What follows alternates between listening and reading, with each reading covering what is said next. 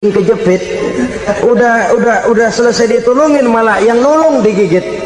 Saudara hadirin yang saya hormati, kepada orang-orang kafir kita harus berakhlak, menghormati mereka, tidak memaksakan satu keyakinan dalam batas-batas yang ditolerir oleh agama, yaitu pada masalah-masalah sosial dan muamalah. Itu kepada non muslim, apalagi kepada sesama muslim. Baik akhlak kepada orang tua, akhlak kepada guru, akhlak kepada jiran atau tetangga, itu semua termasuk dalam akhlak kepada sesama manusia. Akhlak kita kepada orang tua, kadang-kadang kita orang timur ini ketularan orang barat. Engkongnya dianggap CS, salaman main kedet aja halokong, engkongnya bahalo di bengong. Saudara-saudara kaum muslimin rahimakumullah, akhlak yang tua kepada yang muda, akhlak yang muda kepada yang tua, kepada jiran dan tetangga, kepada sanak famili dan handai tolan, pendeknya kepada sesama muslim.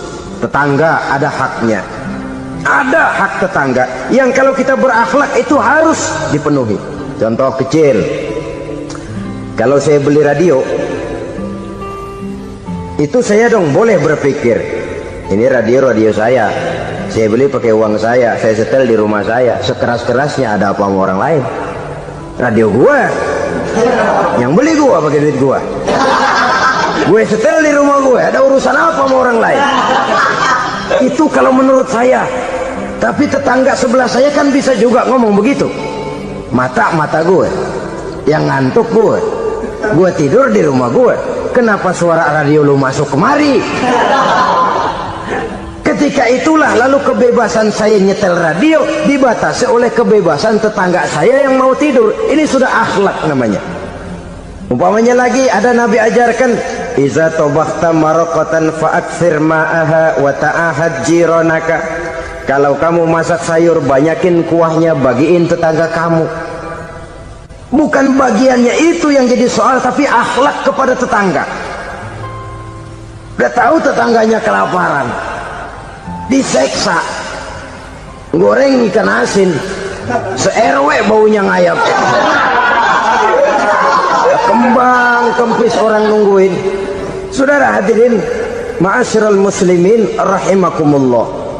Jadi dengan demikian, kalau sudah kembali kepada orang-orang yang nilai imannya sama dengan kita, apapun organisasinya, apapun baju yang mereka pakai, kaos yang mereka pakai, jaket yang mereka pakai, kalau sudah seakidah, seiman, jaga akhlak kita.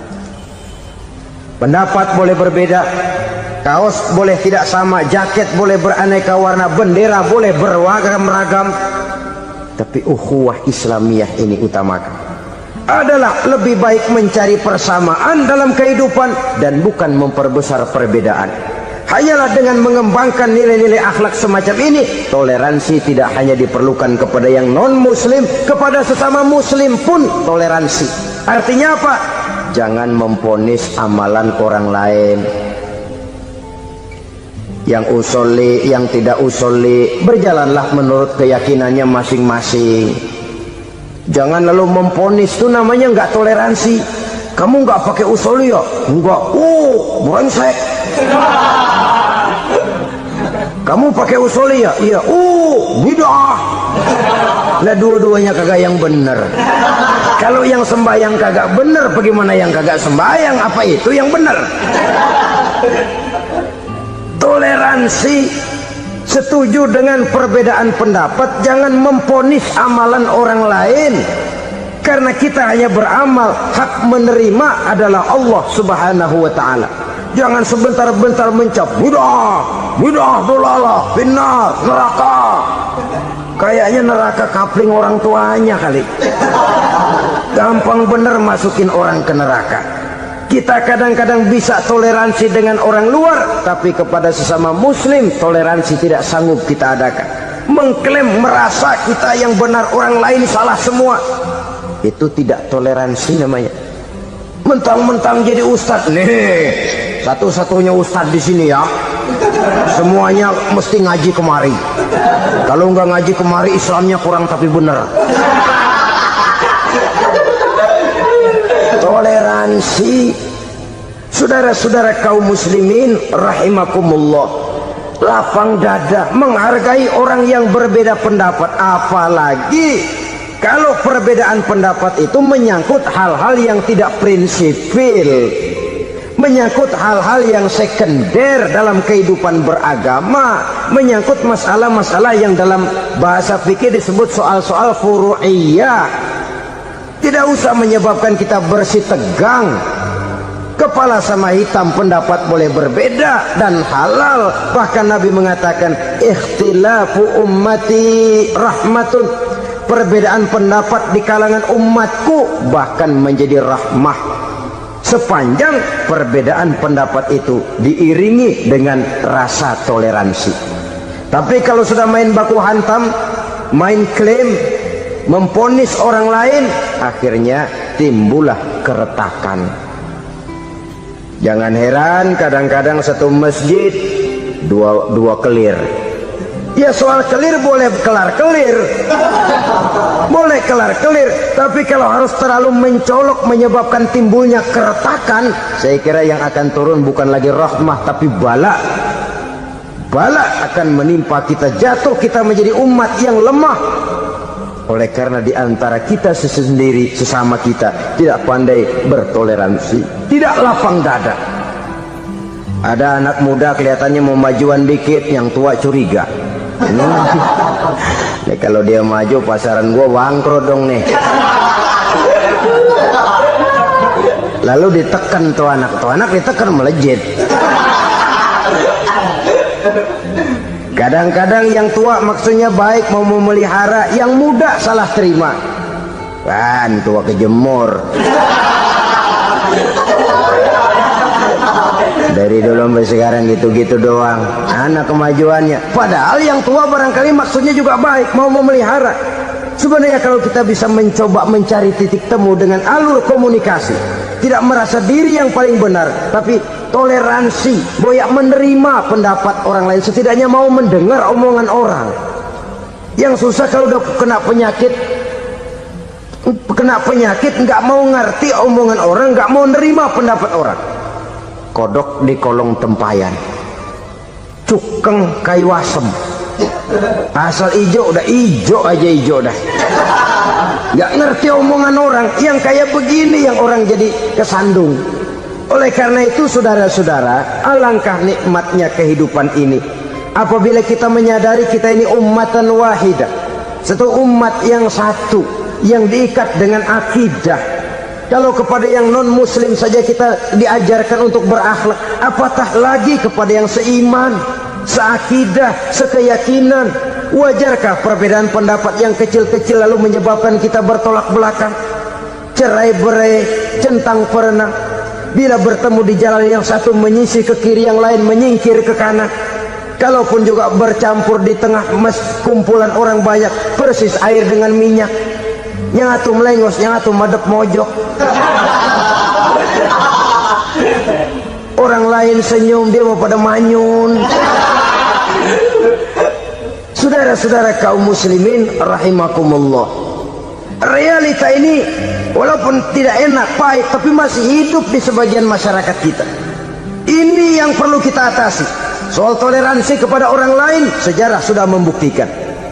Mari kita jangan cuma bisa mengajak orang lain, umat lain untuk bertoleransi dengan kita, tapi kepada sesama kita toleransi ini perlu kita tegakkan, perlu kita bina, terutama di dalam kita menuju bentuk ideal daripada konsep ukhuwah Islamiyah ini, yang memang selalu kita akan cari bentuk-bentuk idealnya sejalan dengan perkembangan situasi dan kondisi yang dihadapi oleh umat. Perbedaan organisasi, perbedaan kepentingan organisasi tidak seharusnya menyebabkan kita merasa meremehkan orang lain dan mengangkat diri, mengklaim diri sebagai yang ter. Jadi dengan demikian, apabila yang pertama tadi akhlak kepada Allah dinamakan hablum minallah, maka yang kedua ini merupakan hablum minan nas. Jikalau baik akhlak kita kepada Allah, baik akhlak kita kepada manusia, nikmat rasanya menjalani kehidupan. Kadang-kadang orang akhlaknya kepada manusia baik, tapi kepada Allah tidak baik. Hormat sama yang tua, menyayangi yang muda, sama tetangga rukun, tapi sama Tuhan nggak mau sujud. Ini baik kepada manusia, tapi tidak berakhlak kepada Allah. Atau sebaliknya, sujudnya sama Allah mah tekun, bener khusyuk, bahasanya juga fasih, luar biasa. Tapi sama manusia sombong, takabur, ujub, merasanya dia doang yang paling benar. Sebab iblis itu ya, itu kadang-kadang datang lewat hati, dan memang selalu markasnya di situ. Kalau dia tidak bisa menggoda kita dengan yang lain, dia tumbuhkan sifat ujub. Dia bisikin, wah memang di kampung ini yang paling banyak ibadahnya ente, yang lain mana, lihat tuh kerocok semua.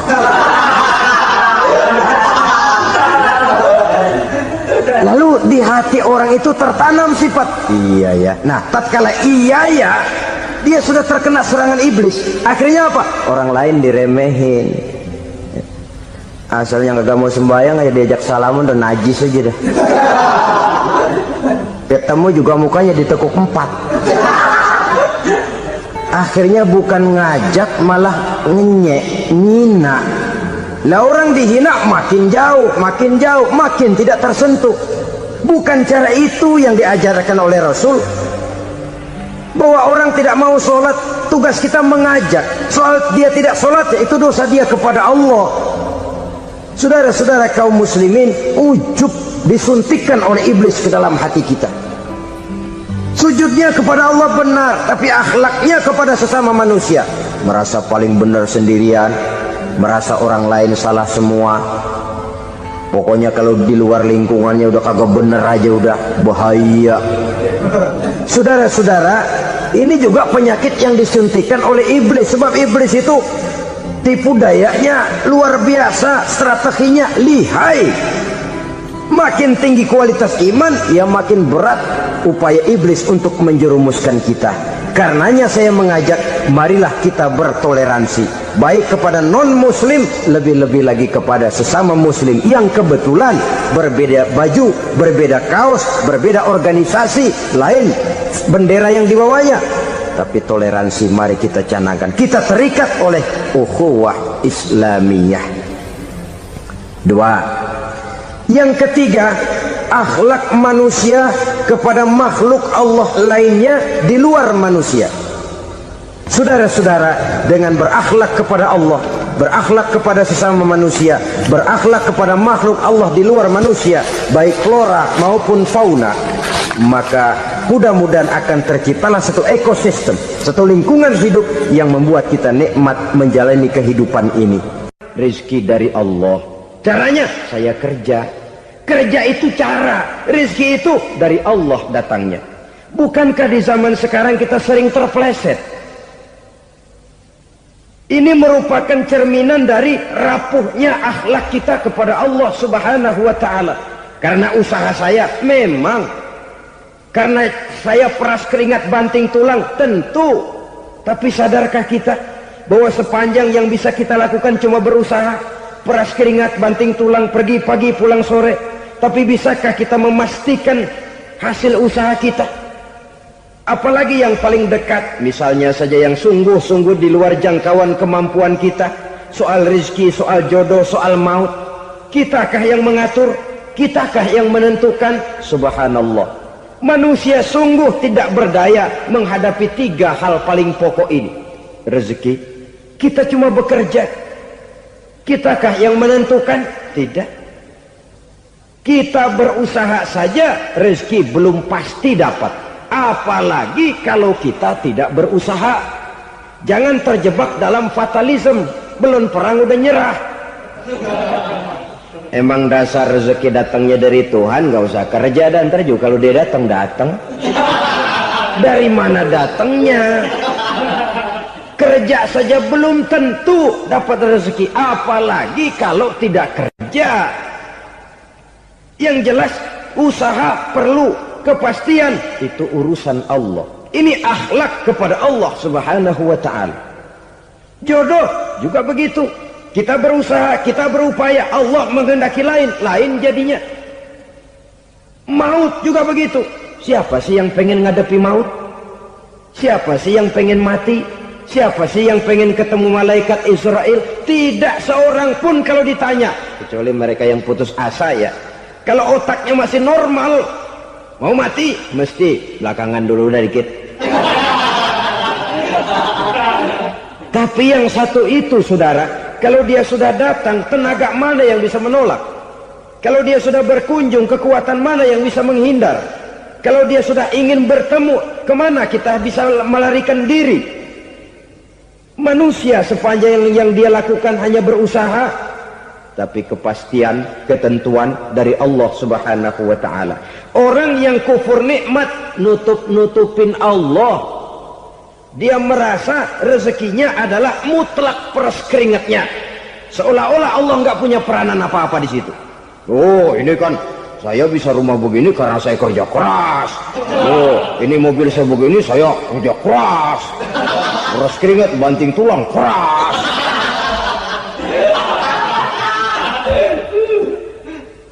Saudara-saudara kaum muslimin rahimakumullah. Jadi menutup-nutupi Allah. Akibatnya nanti kalau dia berhasil, Allah ketutupan. Kalau dia gagal, orang lain dicaci maki, dicari kambing hitam.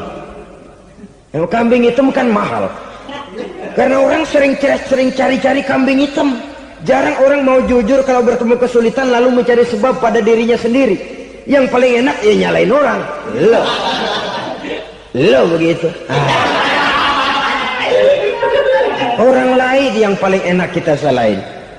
Au ya'malu fi mukhalafatil mun'im, atau dia melakukan sesuatu yang tidak sesuai dengan kehendak yang memberikannya nikmat. Diberikan kita tangan, mulut sih nggak berhenti, terima kasih Tuhan, alhamdulillah saya dikasih tangan. Cuma nih tangan enteng mat nabokin orang mulu. Itu sudah mukhalafatul mun'im, bertentangan dengan kehendak yang memberikan nikmat. Diberikan harta, mulutnya mah basah, terima kasih Tuhan, alhamdulillah dikasih harta, tapi pelitnya minta ampun, kikir koret medit. Ini juga termasuk kufur nikmat, mempergunakan suatu nikmat bertentangan dengan kehendak daripada yang memberikan nikmat itu sendiri. Saudara-saudara kaum muslimin rahimakumullah, oleh karenanya kufur iman memang lebih bahaya daripada kufur nikmat. Tapi jangan lupa, kufur nikmat bisa menyeret orang kepada kufur iman. Nah kalau Allah udah dialingin, Tuhan sudah dinomor duain, lama-lama kenapa dia tidak mendewakan dirinya sendiri, mendewakan pangkatnya, mendewa-dewakan otaknya, mendewa-dewakan kemampuannya? Pada awalnya dia memang cuma kufur nikmat, tapi lambat laun kalau ini tidak diobati secara pasti, orang akan mengarah kepada kufur iman.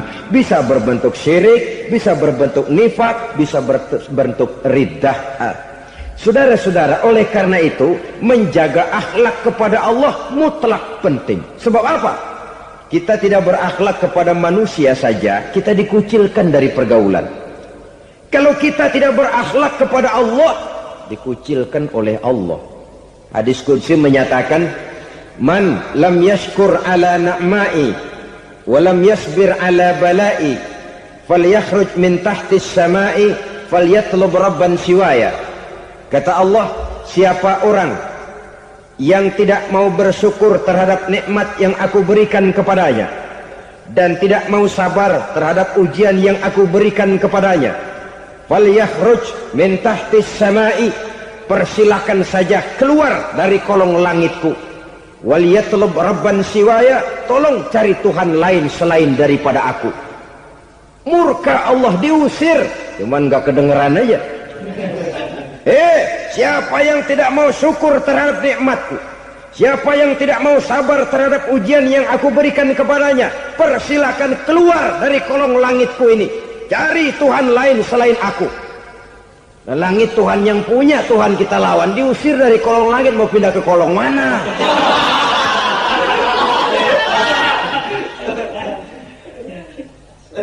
Jadi jangan merasa kufur nikmat kan enteng. Iya, kelihatannya begitu, tidak sebahaya kufur iman. Tapi kufur nikmat ini merupakan anak tangga yang kalau kita sudah mulai naik, kita akan naik terus sampai kepada tingkat di mana kita mengalami kufur iman. Kalau sudah ke sana, maka akhlak kita kepada Allah terkenalah erosi, terkena polusi, hancur akhlak kepada Allah, dan itulah sumber kesengsaraan abadi. Kalau cuma kita tidak berakhlak kepada manusia, barangkali resikonya cuma kehidupan di dunia ini. Mungkin juga ada kehidupan akhirat. Tapi kalau sudah tidak berakhlak kepada Allah, dunia akhirat kita rugi dan celaka. Maka pada kesempatan ini saya mengajak, marilah jaga baik-baik akhlak kita kepada Allah. Satu kali kita bertauhid, sampai mati kita bertauhid. Satu kali la ilaha illallah, jangan tergelincir lagi kita keluar daripada kalimat itu. Satu kali kita bertuhankan Allah, jangan bertuhan yang lain selain daripada Allah. Jangan sekutukan Allah, jangan samakan Allah dengan sesuatu, jangan mengangkat yang lain sama agungnya dengan Allah. Sebab dengan demikian kita seolah-olah sudah mengotori akhlak kita kepada Allah Subhanahu wa ta'ala. Ini berat, saudara-saudara. Ini tidak ringan. Kadang-kadang saya katakan tadi, masalah ekonomi, kadang-kadang persaingan hidup yang makin tajam, di tengah lapangan kerja yang makin sulit, di tengah orang banyak potong kompas. Kalau berpatokan kepada nilai tauhid, la ilaha illallah, tidak ada Tuhan selain Allah, maka saya tidak akan takut kecuali hanya kepada Allah.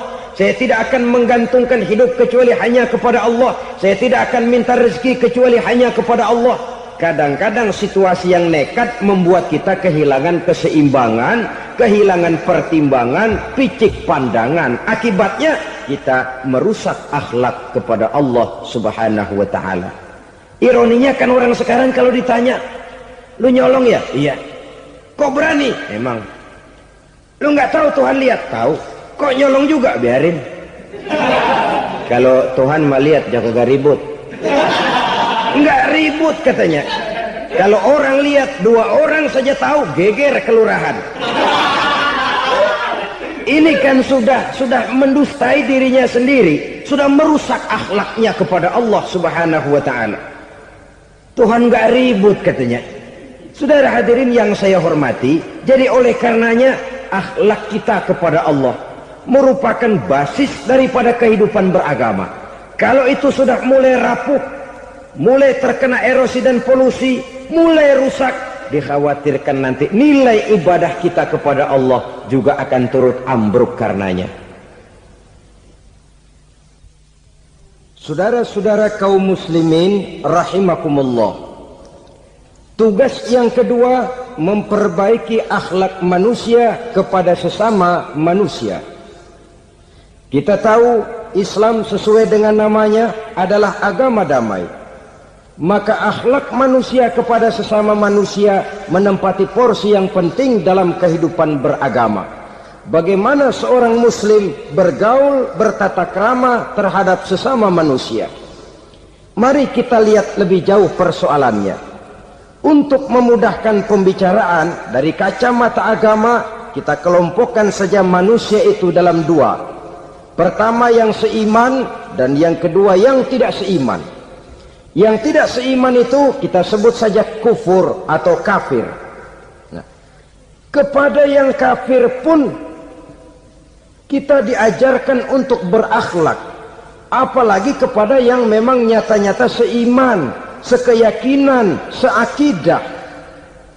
Kemanapun Islam datang, ke negara manapun ia masuk, ia tidak menaburkan kerusakan.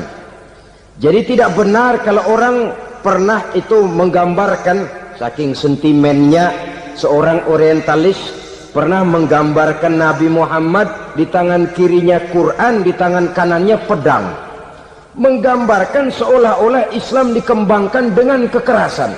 Sebenarnya tidak sama sekali. Kalau Walaupun dalam sejarah perkembangan Islam pernah terjadi perang, maka perang dalam Islam sesungguhnya apabila kita amati sejarahnya bukan untuk memaksakan agama, karena memang agama tidak bisa dipaksakan, tetapi justru untuk mempertahankan agama dari segala macam hambatan, rintangan, hinaan dan fitnahan. Tapi kemanapun yang jelas Islam masuk, dia tidak pernah membuat kekacauan, kerusuhan ataupun penghancuran. Candi Prambanan bahkan dipugar, gereja-gereja tidak ada yang dihancurkan oleh umat Islam. Kenapa? Islam agama damai. Soal agama, soal lakum dinukum waliyadin, la ikraha fid din, qad tabayyana ar-rusdu minal ghayy. Tidak ada paksaan dalam beragama, sebab nyata yang benar dengan yang tidak benar. Belum pernah ada orang kafir masuk ke perkampungan orang Islam lalu dikejar-kejar, diteriakin kafir, kafir, sunatin.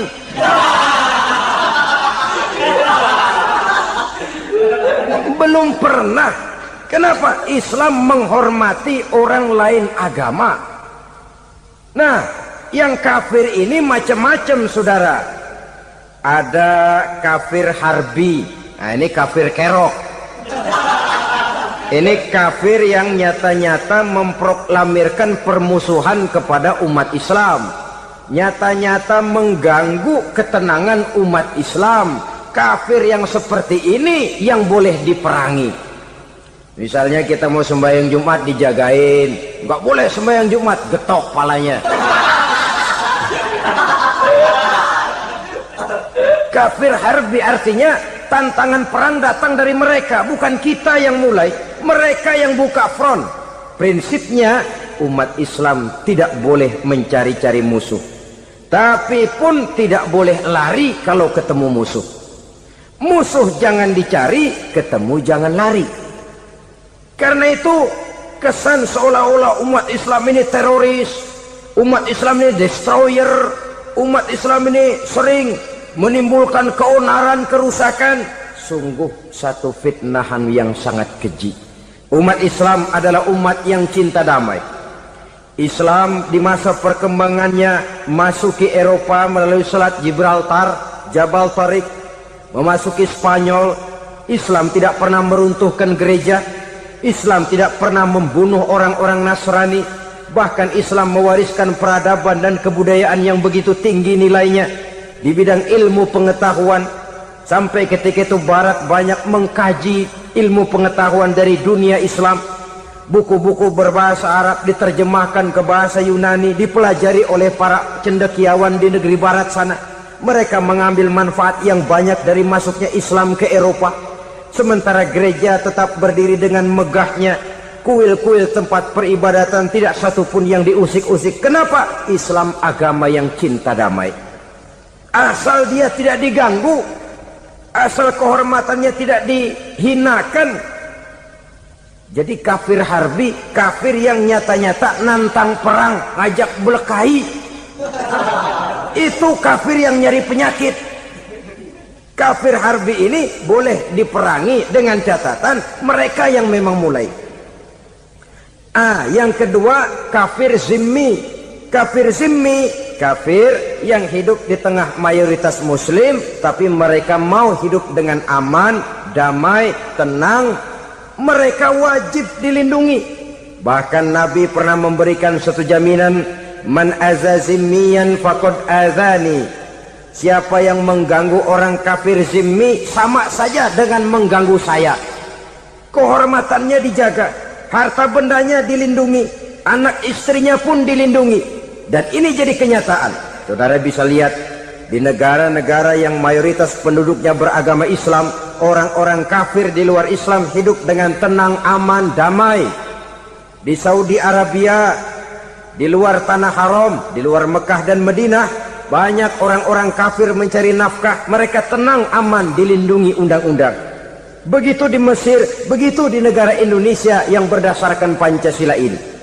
Kehidupan beragama menimbulkan gairah, rukun, tenang, aman, damai, sepanjang tidak saling ganggu, tidak saling usik, menghargai orang yang sudah beragama.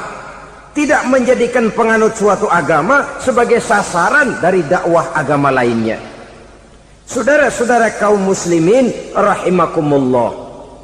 Jadi memang oleh Al-Quran kita dianjurkan asidda 'alal kuffar ruhama bainahum.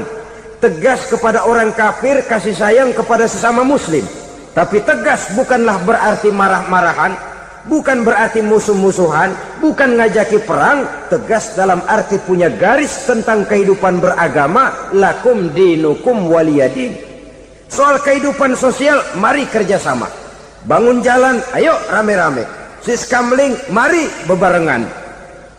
Bikin puskesmas, mari sama-sama. Tapi kalau sudah soal agama, itu tidak perlu ada toleransi agama. Yang perlu toleransi antar umat beragama. Kalau umatnya mau kerjasama silakan, tapi tidak menyangkut soal ibadah. Jangan kerjasama di bidang ibadah. Itu kerjasama yang salah pasang, saudara-saudara. Sehingga dengan demikian toleransi adalah menyangkut kehidupan antar umat beragama. Sedangkan agama sendiri punya kapling yang nyata. Sehingga dengan demikian tegas kepada orang kafir dalam arti kita punya satu kepribadian. Tidak ngambang. Enggak, lalu kalau ditanya orang, sebenarnya agama lo apa sih? Ah, gua mah gimana musimnya aja. Agama pakai musim kayak rambutan. Akhirnya ya begitu, musim-musiman. Ke masjid kelihatan, ke gereja hayo, ke candi nongol, ke apa? Bingung malaikat bagaimana nyatetnya nih bocah ini. Di mana aja ada. Kita punya satu kepribadian. Saya muslim dan garis saya ini, lakum dinukum waliyadin. Bagi Tuhan persilakan agama Tuhan, bagi kami agama kami. Kami hormati Tuhan, Tuhan hormat kepada kami. Tapi soal agama kaplingnya jelas. Kerjasama, mari urusan muamalah, bidang sosial. Yuk kita siskamling sama-sama dengan orang lain agama. Mari jaga kerukunan, kesatuan, persatuan, kekompakan. Perbaiki jalan yang rusak, mari sama-sama. Mendandani jembatan yang runtuh, mari sama-sama. Tapi sembahyang, kaplingnya lain-lain. Sebab Nabi juga dulu pernah ditawarkan begitu loh, sama kafir jahiliyah dulu, Quraisy itu. Sudah Muhammad, sekarang begini saja, kita join aja daripada marah-marahan. Hari ini saya oke, menyembah Tuhanmu Allah. Besok gantian kamu menyembah Tuhan kita, Latta, Uzza, Manat dan Hubal. Turun, qul ya ayyuhal kafirun la a'budu ma ta'budun. Soal ibadah kaplingnya jelas, tidak boleh dicampur adukkan. Sebab kalau tidak, kita akan mulai kehilangan identitas diri. Dan disitulah krisis kehidupan keyakinan beragama dimulai, dari krisis identitas. Hujan gede kan mulainya gerimis dulu. Di mana-mana ya gerimis dulu. Gerimis makin lama makin gede. Kita akan mulai dengan kehilangan identitas diri.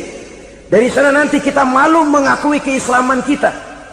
Kalau orang Islam malu mengakui keislamannya, ini kan ironi, menyedihkan.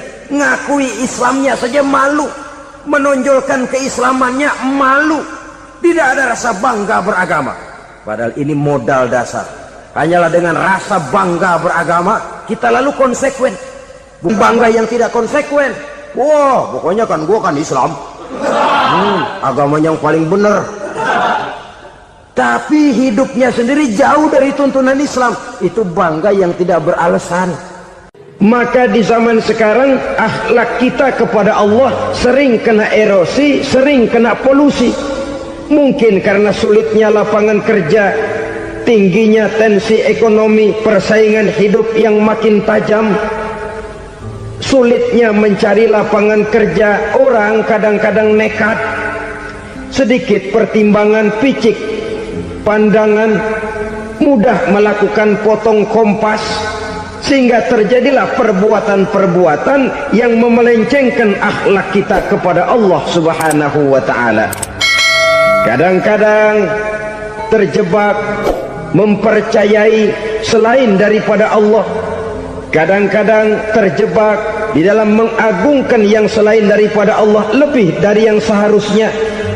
terkenalah akhlak kita kepada Allah jaringan-jaringan erosi dan polusi.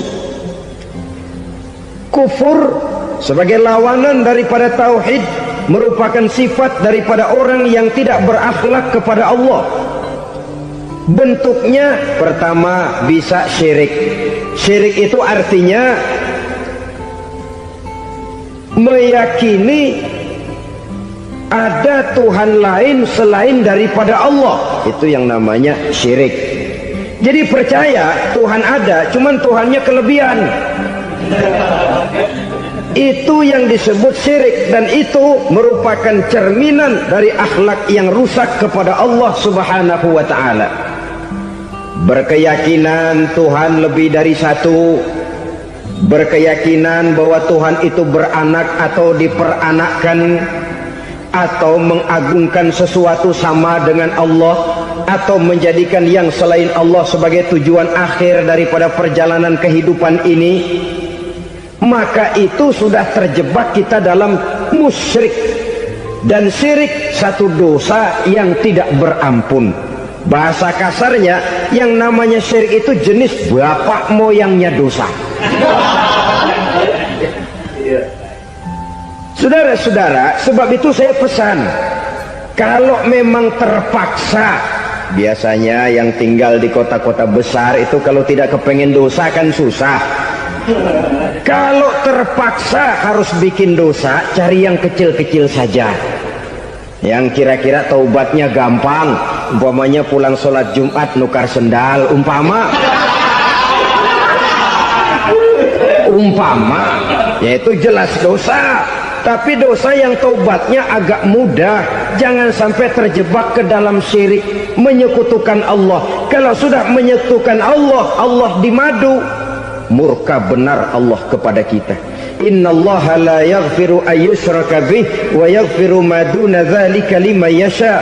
Allah tidak akan memberi ampun kepada orang yang menyekutukannya dengan sesuatu, tapi Allah mau mengampunkan dosa yang selain itu bagi orang yang dikehendakinya.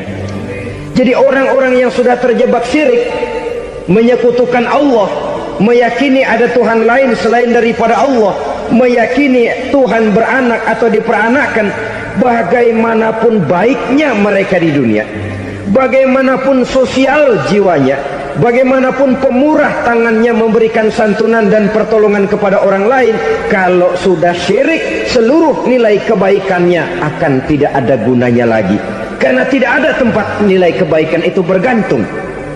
Sedangkan kita berbuat baik agar diterima oleh Allah. Kalau Allahnya marah kepada kita, siapa yang akan menerima nilai kebaikan itu sendiri? Ini bentuk yang pertama. Yang nyata-nyata menyembah berhala, syirik. Yang nyata-nyata beriktikad Tuhan lebih dari satu, syirik. Atau yang tersamar. Yang tersamar itu yang sering jadi penyakit kita. Saya sejak ada perkutut ini di rumah, perkutut. Saudara-saudara, yang merusak akhlak kepada Allah, yang merusak tauhid setelah syirik, bisa juga berbentuk nifak. Nifak itu sifatnya, orang yang punya sifat nifak disebut munafik. Asal katanya dari nafakun. Nafakun itu satu lubang yang punya dua muka, seperti goa, ada tempat masuk, ada tempat keluar. Maka munafik orang yang punya dua muka. Kalau bahasa kita, pandai bermain minyak di atas air, manis jika berhadapan, balik belakang lain bicara. Sehingga apa yang dinamakan nifak, kata Imam Ali Al-Jurjani dalam kitab ta'rifatnya, izharul imanu bil lisan wa kitmanul kufri bil qalbi.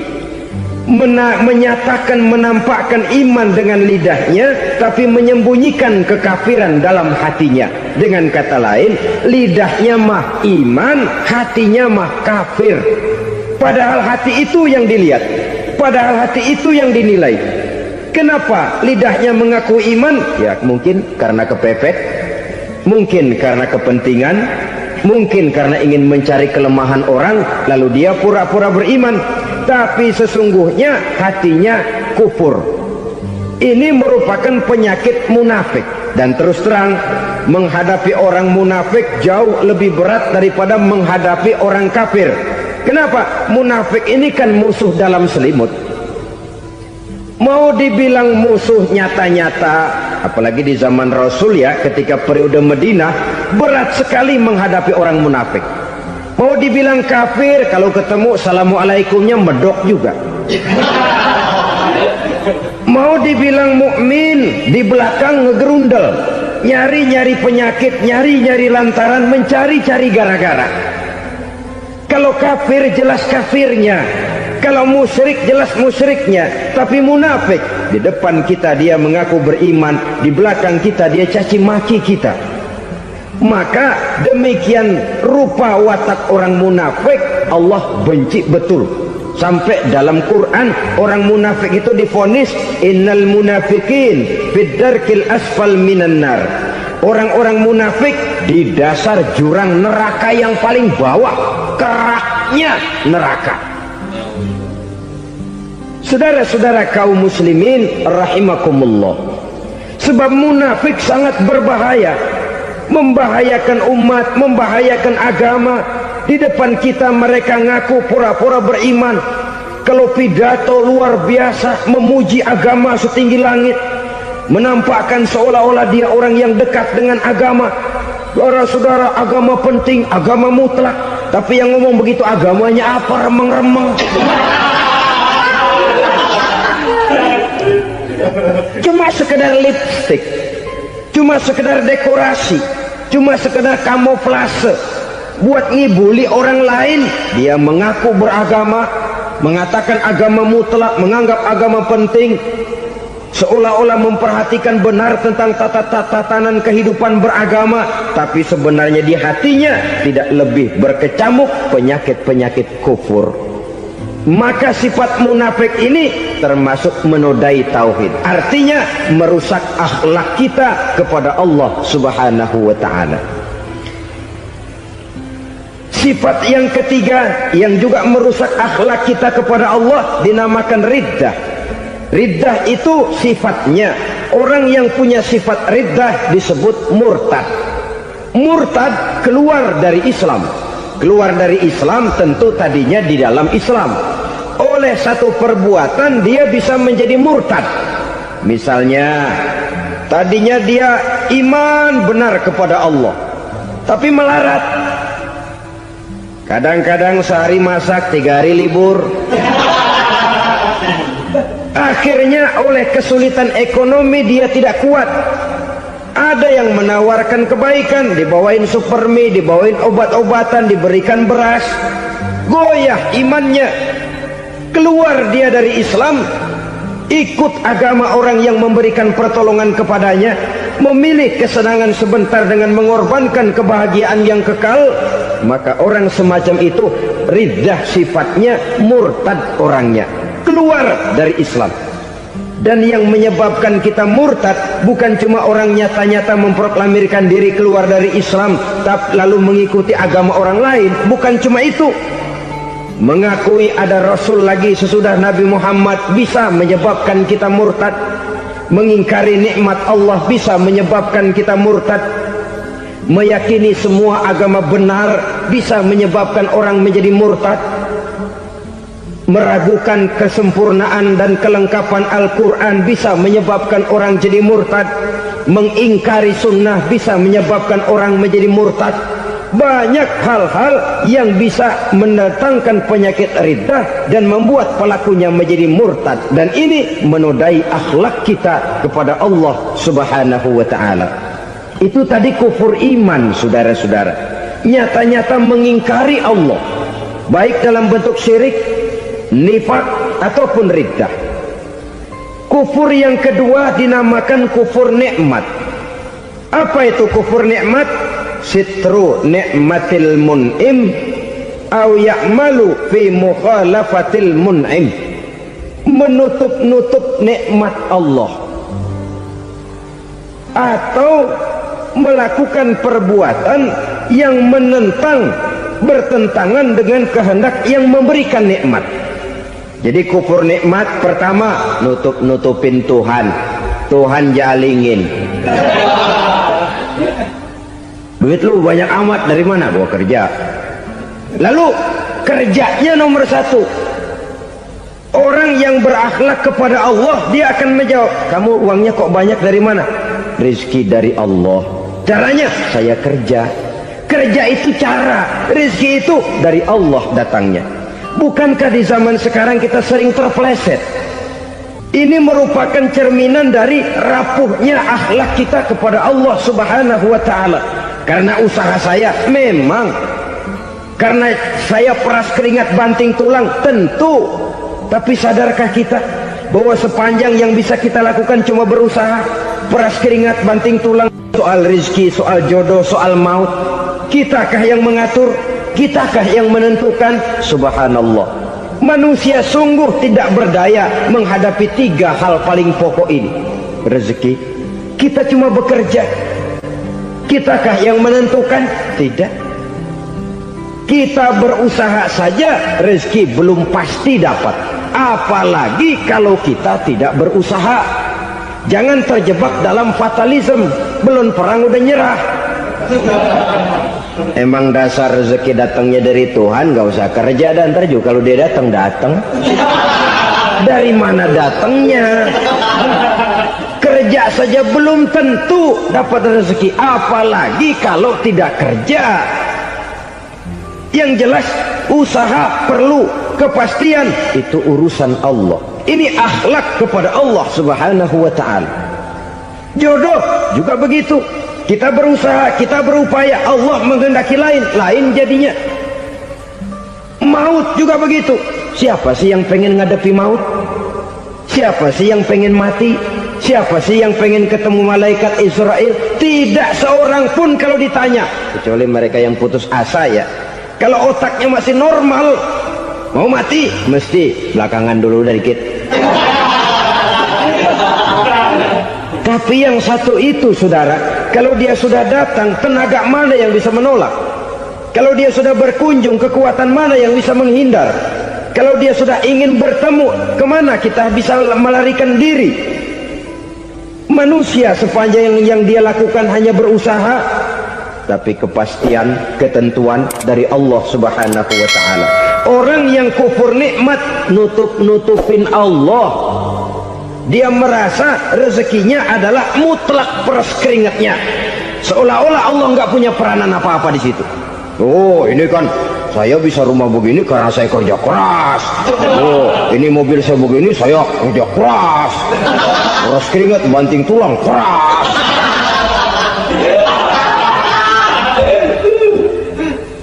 Saudara-saudara kaum muslimin rahimahkumullah, jadi menutupi Allah. Akibatnya nanti kalau dia berhasil, Allah ketutupan. Kalau dia gagal, orang lain dicaci maki, dicari kambing hitam. Yang kambing hitam kan mahal, karena orang sering cari-cari kambing hitam. Jarang orang mau jujur kalau bertemu kesulitan lalu mencari sebab pada dirinya sendiri. Yang paling enak ya nyalain orang. Lo begitu. Orang lain yang paling enak kita salahin. Au ya'malu fi mukhalafatil mun'im, atau dia melakukan sesuatu yang tidak sesuai dengan kehendak yang memberikannya nikmat. Diberikan kita tangan, mulut sih nggak berhenti, terima kasih Tuhan, alhamdulillah saya dikasih tangan. Cuma nih tangan enteng mat nabokin orang lu. Itu sudah mukhalafatul mun'im, bertentangan dengan kehendak yang memberikan nikmat. Diberikan harta, mulutnya mah basah, terima kasih Tuhan, alhamdulillah dikasih harta, tapi pelitnya minta ampun, kikir koret medit. Ini juga termasuk kufur nikmat, mempergunakan suatu nikmat bertentangan dengan kehendak daripada yang memberikan nikmat itu sendiri. Saudara-saudara kaum muslimin rahimakumullah, oleh karenanya kufur iman memang lebih bahaya daripada kufur nikmat. Tapi jangan lupa, kufur nikmat bisa menyeret orang kepada kufur iman. Nah kalau Allah udah dialingin, Tuhan sudah dinomor duain, lama-lama kenapa dia tidak mendewakan dirinya sendiri, mendewakan pangkatnya, mendewa-dewakan otaknya, mendewa-dewakan kemampuannya? Pada awalnya dia memang cuma kufur nikmat, tapi lambat laun kalau ini tidak diobati secara pasti orang akan mengarah kepada kufur iman. Bisa berbentuk syirik, bisa berbentuk nifak, bisa berbentuk riddah. Saudara-saudara, oleh karena itu menjaga akhlak kepada Allah mutlak penting. Sebab apa? Kita tidak berakhlak kepada manusia saja, kita dikucilkan dari pergaulan. Kalau kita tidak berakhlak kepada Allah, dikucilkan oleh Allah. Hadis qudsi menyatakan, man lam yashkur ala na'mai wa lam yasbir ala balai falyakhruj min tahtis samai falyatlub rabban siwaya. Kata Allah, siapa orang yang tidak mau bersyukur terhadap nikmat yang aku berikan kepadanya dan tidak mau sabar terhadap ujian yang aku berikan kepadanya, falyakhruj min tahtis samai, persilahkan saja keluar dari kolong langitku, waliyatlub rabban siwaya, tolong cari Tuhan lain selain daripada aku. Murka Allah, diusir, cuman gak kedengeran aja. Siapa yang tidak mau syukur terhadap nikmatku, siapa yang tidak mau sabar terhadap ujian yang aku berikan kepadanya, persilakan keluar dari kolong langitku ini, cari Tuhan lain selain aku. Nah, langit Tuhan yang punya, Tuhan kita lawan, diusir dari kolong langit, mau pindah ke kolong mana?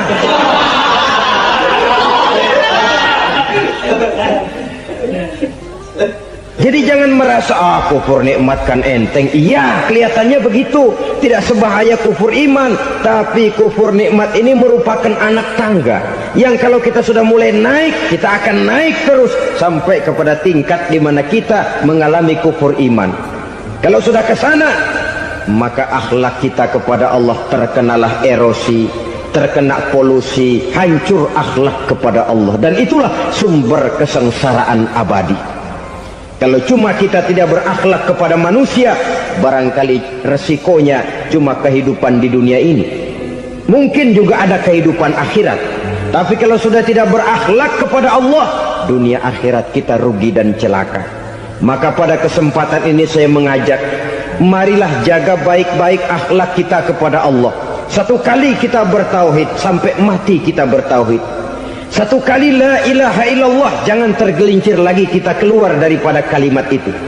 Satu kali kita bertuhankan Allah, jangan bertuhan yang lain selain daripada Allah. Jangan sekutukan Allah, jangan samakan Allah dengan sesuatu, jangan mengangkat yang lain sama agungnya dengan Allah. Sebab dengan demikian kita seolah-olah sudah mengotori akhlak kita kepada Allah Subhanahu wa ta'ala. Saudara hadirin yang saya hormati, jadi oleh karenanya akhlak kita kepada Allah merupakan basis daripada kehidupan beragama. Kalau itu sudah mulai rapuh, mulai terkena erosi dan polusi, mulai rusak, dikhawatirkan nanti nilai ibadah kita kepada Allah juga akan turut ambruk karenanya. Saudara-saudara kaum muslimin rahimakumullah, tugas yang kedua, memperbaiki akhlak manusia kepada sesama manusia. Kita tahu Islam sesuai dengan namanya adalah agama damai. Maka akhlak manusia kepada sesama manusia menempati porsi yang penting dalam kehidupan beragama. Bagaimana seorang muslim bergaul, bertata krama terhadap sesama manusia. Mari kita lihat lebih jauh persoalannya. Untuk memudahkan pembicaraan dari kacamata agama, kita kelompokkan saja manusia itu dalam dua. Pertama yang seiman, dan yang kedua yang tidak seiman. Yang tidak seiman itu kita sebut saja kufur atau kafir. Nah, kepada yang kafir pun kita diajarkan untuk berakhlak, apalagi kepada yang memang nyata-nyata seiman, sekeyakinan, seakidah. Kemanapun Islam datang, ke negara manapun ia masuk, ia tidak menaburkan kerusakan, Jadi tidak benar kalau orang pernah itu menggambarkan, saking sentimennya seorang orientalis pernah menggambarkan Nabi Muhammad di tangan kirinya Quran, di tangan kanannya pedang, menggambarkan seolah-olah Islam dikembangkan dengan kekerasan. Sebenarnya tidak sama sekali. Kalaupun dalam sejarah perkembangan Islam pernah terjadi perang, maka perang dalam Islam sesungguhnya apabila kita amati sejarahnya bukan untuk memaksakan agama, karena memang agama tidak bisa dipaksakan, tetapi justru untuk mempertahankan agama dari segala macam hambatan, rintangan, hinaan dan fitnahan. Tapi kemanapun yang jelas Islam masuk, dia tidak pernah membuat kekacauan, kerusuhan ataupun penghancuran. Candi Prambanan bahkan dipugar, gereja-gereja tidak ada yang dihancurkan oleh umat Islam. Kenapa? Islam agama damai. Soal agama, soal lakum dinukum waliyadin, la ikraha fid din, qad tabayyana ar-rusdu minal ghayy. Tidak ada paksaan dalam beragama, sebab nyata yang benar dengan yang tidak benar. Belum pernah ada orang kafir masuk ke perkampungan orang Islam lalu dikejar-kejar, diteriakin kafir, kafir, sunatin.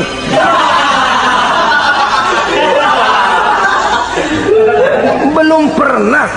Kenapa? Islam menghormati orang lain agama.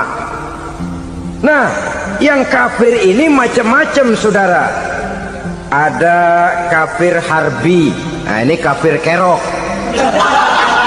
Ini kafir yang nyata-nyata memproklamirkan permusuhan kepada umat Islam, nyata-nyata mengganggu ketenangan umat Islam. Kafir yang seperti ini yang boleh diperangi. Misalnya kita mau sembahyang Jumat dijagain, nggak boleh sembahyang Jumat, getok palanya. Kafir harbi artinya tantangan perang datang dari mereka, bukan kita yang mulai, mereka yang buka front. Prinsipnya umat Islam tidak boleh mencari-cari musuh, tapi pun tidak boleh lari kalau ketemu musuh. Musuh jangan dicari, ketemu jangan lari. Karena itu kesan seolah-olah umat Islam ini teroris, umat Islam ini destroyer, umat Islam ini sering menimbulkan keonaran, kerusakan.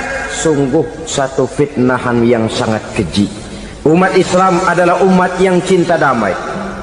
Islam di masa perkembangannya masuki Eropa melalui Selat Gibraltar, Jabal Tariq, memasuki Spanyol. Islam tidak pernah meruntuhkan gereja, Islam tidak pernah membunuh orang-orang Nasrani. Bahkan Islam mewariskan peradaban dan kebudayaan yang begitu tinggi nilainya di bidang ilmu pengetahuan, sampai ketika itu Barat banyak mengkaji ilmu pengetahuan dari dunia Islam. Buku-buku berbahasa Arab diterjemahkan ke bahasa Yunani, dipelajari oleh para cendekiawan di negeri Barat sana. Mereka mengambil manfaat yang banyak dari masuknya Islam ke Eropa. Sementara gereja tetap berdiri dengan megahnya. Kuil-kuil tempat peribadatan tidak satupun yang diusik-usik. Kenapa? Islam agama yang cinta damai. Asal dia tidak diganggu, asal kehormatannya tidak dihinakan. Jadi kafir harbi, kafir yang nyata-nyata nantang perang, ngajak berkelahi, itu kafir yang nyari penyakit. Kafir harbi ini boleh diperangi dengan catatan mereka yang memang mulai. Yang kedua kafir zimmi. Kafir zimmi, kafir yang hidup di tengah mayoritas muslim, tapi mereka mau hidup dengan aman, damai, tenang. Mereka wajib dilindungi. Bahkan Nabi pernah memberikan satu jaminan, man aza zimmiyan faqad azani. Siapa yang mengganggu orang kafir zimmi sama saja dengan mengganggu saya. Kehormatannya dijaga, harta bendanya dilindungi, anak istrinya pun dilindungi. Dan ini jadi kenyataan. Saudara bisa lihat di negara-negara yang mayoritas penduduknya beragama Islam, orang-orang kafir di luar Islam hidup dengan tenang, aman, damai. Di Saudi Arabia, di luar tanah haram, di luar Mekah dan Madinah, banyak orang-orang kafir mencari nafkah. Mereka tenang, aman, dilindungi undang-undang. Begitu di Mesir, begitu di negara Indonesia yang berdasarkan Pancasila ini. Kehidupan beragama menimbulkan gairah, rukun, tenang, aman, damai, sepanjang tidak saling ganggu, tidak saling usik, menghargai orang yang sudah beragama, tidak menjadikan penganut suatu agama sebagai sasaran dari dakwah agama lainnya. Saudara-saudara kaum muslimin rahimakumullah. Jadi memang oleh Al-Quran kita dianjurkan asyidda 'alal kuffar ruhama bainahum, tegas kepada orang kafir, kasih sayang kepada sesama muslim. Tapi tegas bukanlah berarti marah-marahan, bukan berarti musuh-musuhan, bukan ngajaki perang. Tegas dalam arti punya garis tentang kehidupan beragama, lakum dinukum waliyadin. Soal kehidupan sosial, mari kerjasama. Bangun jalan, ayo rame-rame. Siskamling, mari bebarengan. Bikin puskesmas, mari sama-sama. Tapi kalau sudah soal agama, itu tidak perlu ada toleransi agama. Yang perlu toleransi antar umat beragama. Kalau umatnya mau kerjasama silakan, tapi tidak menyangkut soal ibadah.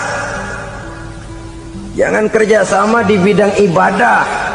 Itu kerjasama yang salah pasang, saudara-saudara. Sehingga dengan demikian toleransi adalah menyangkut kehidupan antar umat beragama. Sedangkan agama sendiri punya kapling yang nyata. Sehingga dengan demikian tegas kepada orang kafir dalam arti kita punya satu kepribadian, tidak ngambang.